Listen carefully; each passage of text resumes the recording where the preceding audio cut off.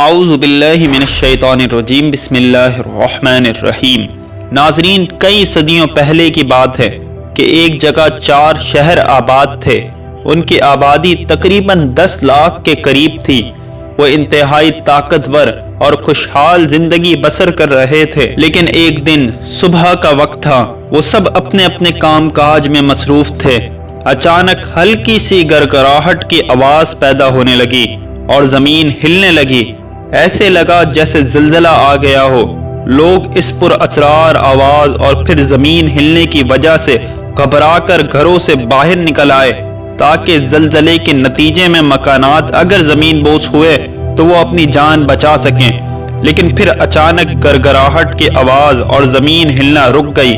چند لمحے سکون رہا اور پھر زمین اتنی شدت سے ہلنے لگی کہ مکانات گرنے لگے، لیکن لوگ چونکہ پہلے جھٹکے کے بعد ہی گھروں سے نکل آئے تھے، اس لیے مکانات کے گرنے کے باوجود بھی سب لوگ زخمی یا ہلاک ہونے سے بچ گئے۔ زمین کی حرکت میں شدت آتی جا رہی تھی۔ جس جگہ یہ زلزلے آ رہے تھے اس جگہ اس کی شدت اتنی بڑھ گئی کہ اتنے علاقے کی زمین ارد گرد سے کئی فٹ اونچی ابھر آئی تھی۔ یوں لگ رہا تھا جیسے صرف شہر کے علاقے کے نیچے کی زمین میں بیلچہ گھسا کر اتنے علاقے کی مٹی کو نیچے والی زمین سے الگ کر دیا گیا ہو۔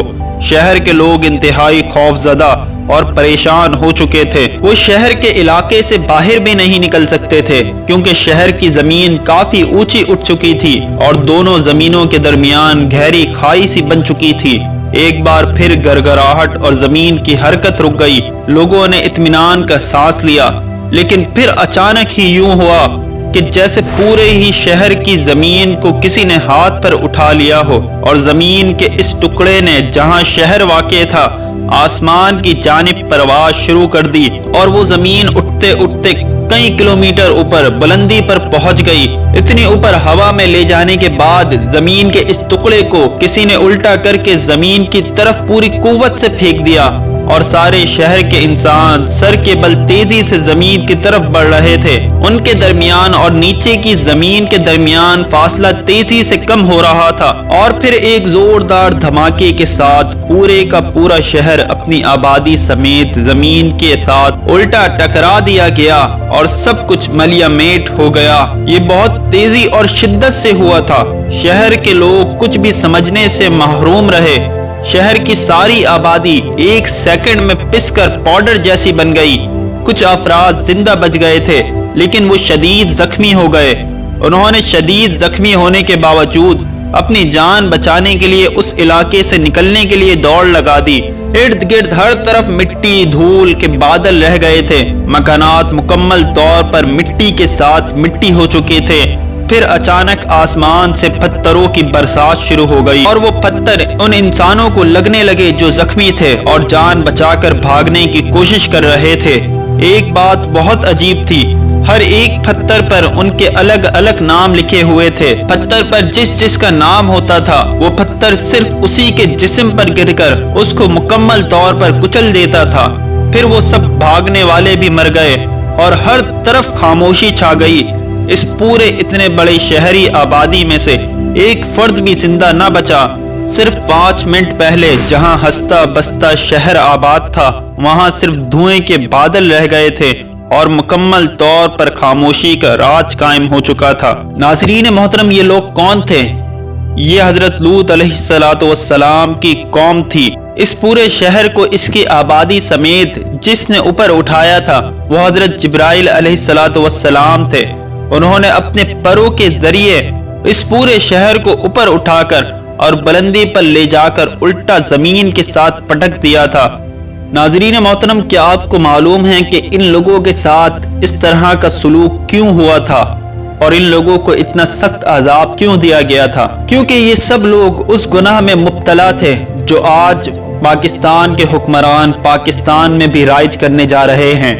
جی ہاں ناظرین محترم، یہ تمام لوگ اور حضرت لوط علیہ السلام کی یہ قوم ہم جنس پرستی جیسے کبھی اور گندے فعل کی عادی تھی، یعنی فطرت کو چھوڑ کر لڑکے اور لڑکے اور لڑکی اور لڑکی کا آپس میں تعلق قائم کرنے جیسی کبھی عادت کے یہ لوگ شکار تھے اور اس کبھی گناہ میں مبتلا تھے۔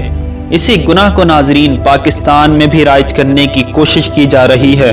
ابھی کچھ دنوں پہلے پاکستان میں قومی اسمبلی سے ٹرانسجینڈر نام کا ایک قانون پاس کیا گیا ہے۔ اس قانون کے تحت ایک مکمل مرد جو جسمانی طور پر مردانہ صلاحیتوں سے مالا مال ہوتا ہے اور شادی کرنے اور اولاد پیدا کرنے کی صلاحیت رکھتا ہے، وہ اگر چاہے تو صرف نفسیاتی طور پر اپنے آپ کو لڑکی یا زنانہ پن جیسی حرکتوں میں مبتلا دیکھنے پر اپنی جنس تبدیل کروا سکتا ہے۔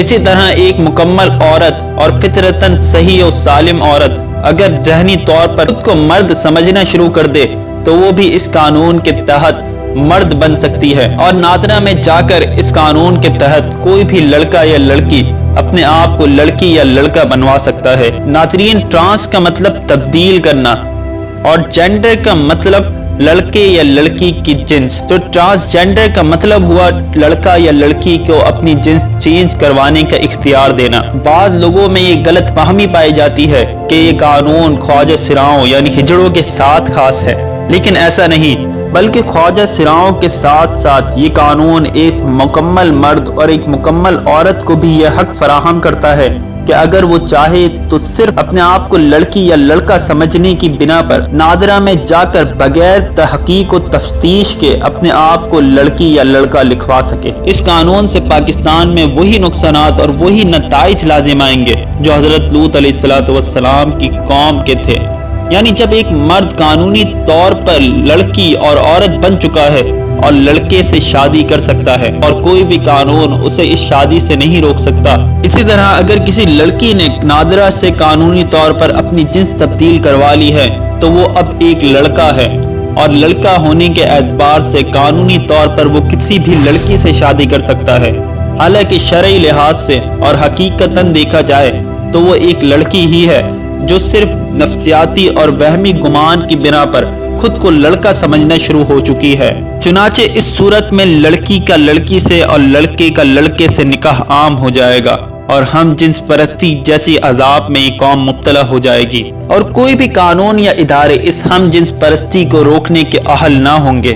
اس قانون کو 2018 میں تحریک انصاف کی حکومت میں پیش کیا گیا، اور تب سے لے کر سپتمبر 2022 تک اس پر بحث چلتی رہی، اور بالآخر سپتمبر 2022 میں قومی اسمبلی یہ بل پاس کر چکی ہے، اور اب یہ گھناؤنا بل سینٹ کی جانب بھیج دیا گیا ہے، جہاں سے منظور ہونے کے بعد یہ پاکستان میں اپلائی ہو سکے گا۔ اس قانون کی تمام ہی سیاسی پارٹیوں نے حمایت کی ہے، یہاں تک کہ تحریک انصاف، نون لیگ، پیپلز پارٹی اور دیگر سیاسی پارٹیوں نے اس کی مکمل حمایت کی ہے۔ صرف چند مذہبی جماعتیں ایسی ہیں جو کچھ نہ کچھ اس قانون کے خلاف آواز اٹھا رہی ہیں۔ نبی کریم صلی اللہ علیہ وسلم کا فرمان ہے، گناہ کے خلاف زبانی کلامی آواز اٹھانے والوں کا ایمان دل میں برا کہنے والوں سے ایک درجے اوپر کا ہوتا ہے۔ چنانچہ ہم تمام لوگوں کو چاہیے کہ اس گناہونے اور کبھی قانون کے خلاف ہر ممکن کوشش کریں اور ہر ممکن سطح پر اس کے خلاف آواز بلند کریں، اور مملکت پاکستان کو اس کبھی اور گندے اور گھنونے فعل اور قانون سے محفوظ رکھنے کی حتی المقدار کوشش کریں، ورنہ اس ملک پر بھی وہی عذاب آ سکتا ہے جو حضرت لوط علیہ السلام کی قوم پر آیا تھا۔ اللہ تعالی ہم سب کو ان عذابات اور ان گھنونے فعل اور گناہوں سے محفوظ رکھے، آمین۔